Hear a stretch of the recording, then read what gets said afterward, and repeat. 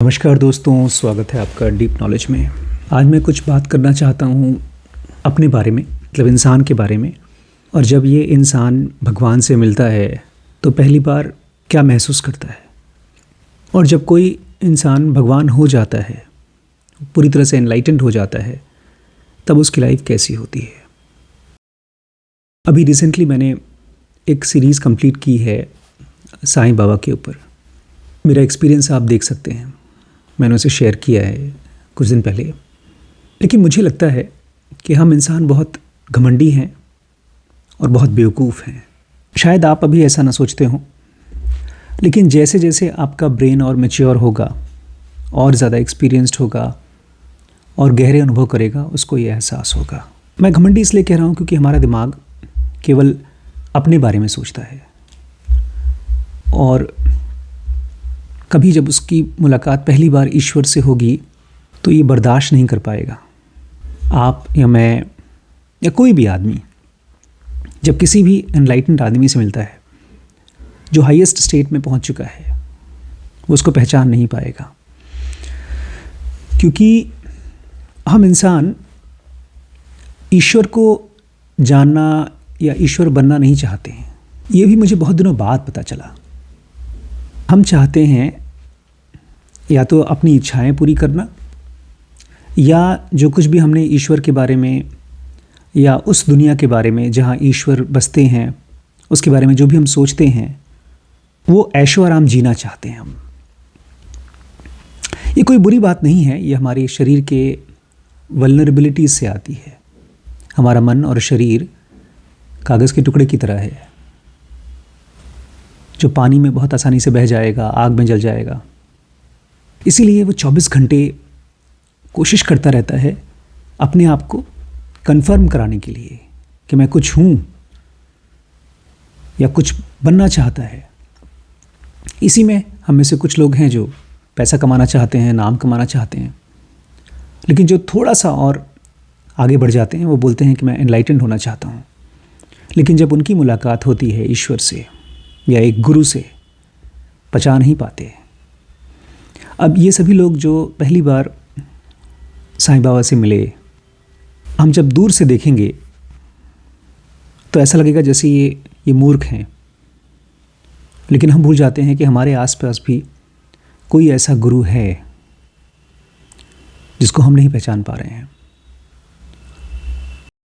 साईं बाबा जब पहली बार आए थे शिरडी में, तो एक दुकानदार अपने पुराने ग्राहकों से, जो उनके साथ बैठ कर के चाय पीते थे, ऐसे गप्पे मारते थे, उनसे कहता है वो देखो आ गया, वो बुढ़ा फ़कीर आ गया। कुछ गलत नहीं कहा। साईं बाबा का रवैया एक वियर्ड टाइप का था। वो थे भी थोड़े से पागल, लेकिन वो पागल इसलिए नहीं थे क्योंकि वो इस दुनिया को समझते नहीं थे। इनफैक्ट वो पागल इसलिए थे क्योंकि वो इस दुनिया को बहुत अच्छे से समझते थे। यहाँ पर ऐसी कोई चीज़ नहीं थी जो उनको पकड़ सके। वो पूरी तरह से अपने अंदर में, अपने डिवाइन फ्रैगमेंट में रहते थे, उसी में रमते थे। एक फ़कीर करेगा क्या? एक आदमी जिसके पास सब कुछ है, जिसको शरीर भी नहीं चाहिए, कपड़ा नहीं चाहिए, रुपया पैसा तो चाहिए ही नहीं, वो क्या करेगा? अपना गुजारा करने के लिए साईं बाबा भिक्षा मांगते थे, लेकिन उस दिन वो खाना नहीं मांगने आए थे, वो उन दुकानदारों का उद्धार करने आए थे। आए, थोड़ा सा तेल मांगा दिया जलाने के लिए। इन लोगों ने मना कर दिया। सोचा चलो थोड़ी मस्खरी करते हैं। वो चुपचाप घूमे और वापस चले गए। और ये सब के सब जैसे भेड़ बकरियां नहीं होती, वैसे ही इकट्ठे होकर के पीछे पीछे गए देखने के लिए कि अब ये आदमी क्या करता है। वो एक टूटे फूटे उजाड़ से मस्जिद में रहा करते थे।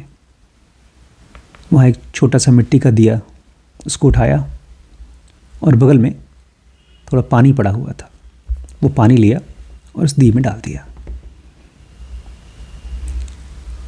और उसके बाद वो दिया ऐसे जल रहा था जैसे घी का दिया हो या तेल का दिया हो।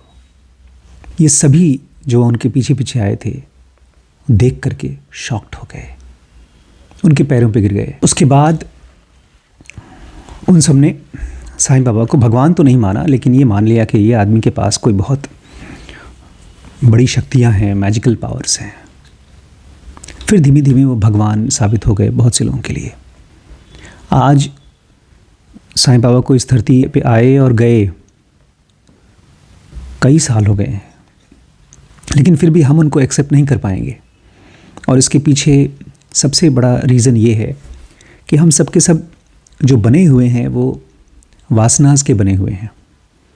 हम ईश्वर को या डिविनिटी को जानना समझना नहीं चाहते। हमारा थॉट प्रोसेस वैसे काम ही नहीं करता है। आप जिस तरह से भी सोचें, जो भी मंत्र जप करें, जो भी पूजा करें, कुछ भी करें, वो भगवान को समझने वाला नहीं है। भगवान को समझने के लिए शब्द निकलते हैं खुद भगवान में से, साइलेंस में से निकलते हैं। आप कितना भी डेस्परेट हो जाएं, कितना भी परेशान हो जाएं, आप भगवान को नहीं समझ सकते।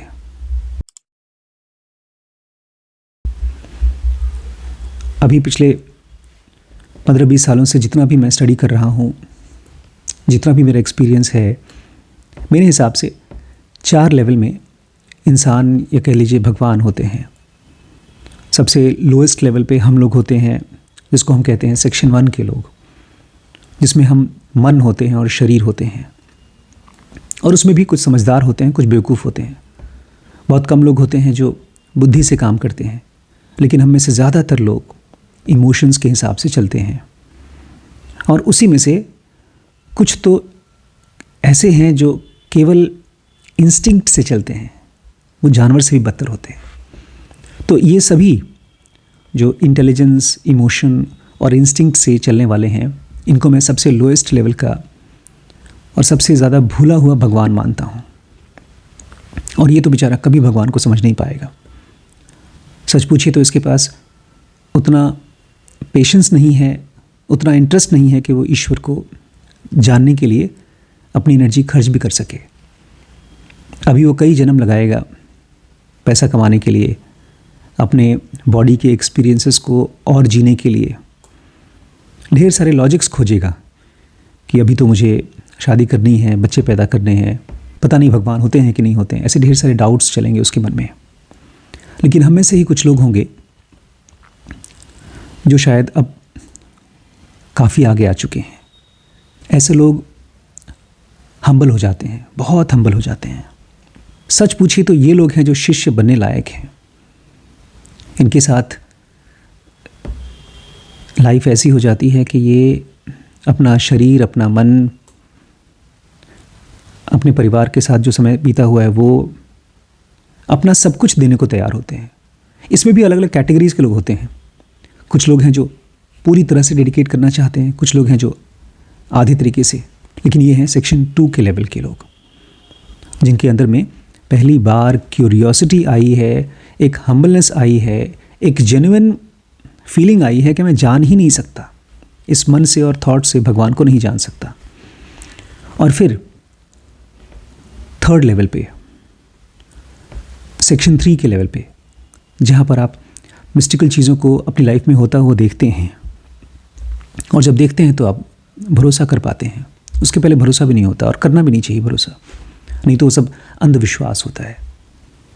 तो इस तरह के लोग जब साईं बाबा से मिले, जिनकी लाइफ में चमत्कारी चीज़ें हुई, तो या तो वो रिजेक्ट कर देंगे, वो कहेंगे ये झूठ है, मन का छलावा है।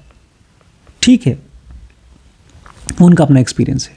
लेकिन उसी में से कुछ लोग होंगे जो बच्चे की तरह होंगे, एकदम छोटे बच्चों की तरह, जो विश्वास कर लेंगे कि हाँ चमत्कार होते हैं, और कुछ लोग चमत्कार कर पाते हैं, और पूछेंगे कि आखिर कैसे होते हैं। ये लोग सेक्शन 3 से गाइडेंस ले पाते हैं। ये लोग खुद सेक्शन 3 पे पहुँचे नहीं हैं, लेकिन इनका मन बहुत नज़दीक हो चुका है गुरु के। और ऐसे ही लोग हैं जो गुरु के पास अपना समय बिताना चाहते हैं, उनके साथ रहना चाहते हैं। और ऐसे लोगों के साथ ढेर सारी मिस्टिकल चीज़ें होती हैं। बहुत बार तो इनकी वजह से भी हो जाती हैं, क्योंकि गुरु का ग्रेस इनके साथ होता है। और लास्ट होते हैं सेक्शन 4 पे, जिसमें रमण महर्षि या साईं बाबा जैसे लोग हैं, अब आपको देखना है कि आप कौन से सेक्शन में हैं और क्या उन सेक्शंस के आगे जाना चाहते हैं।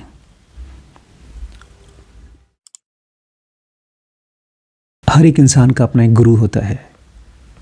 अगर फिजिकली आपको गुरु आपको मिल सकें तो बहुत बहुत रेयर चीज़ होती है, लेकिन उसके लिए आपको रेडी होना पड़ेगा। और एक बात कहूँ, अगर आप ईश्वर में इंटरेस्टेड होंगे तो ईश्वर भी आप में इंटरेस्टेड होगा। जो भी आपकी इच्छाएं हैं वो सब भगवान के लिए बहुत छोटी मोटी इच्छाएं हैं, बहुत आसानी से पूरी कर सकता है। लेकिन पहले शर्त यह है कि आप उनमें इंटरेस्टेड हों, ईश्वर में या गुरु में। क्या आप हैं इंटरेस्टेड? अगर आप हैं तो मुझे कमेंट करके बताइए, और आपके कमेंट्स से मुझे पता चलेगा कि आपका इंटरेस्ट है या आपका घमंड है या आपके अंदर में ज्ञान का शोर है। अभी मैं 1000 ज़ुनूगीज़ इकट्ठा कर रहा हूँ, क्या उसमें से आप हैं? अगर हैं तो मुझे कमेंट करिए, ये व्हाट्सएप करिए और मेरे साथ इस यात्रा में आइए।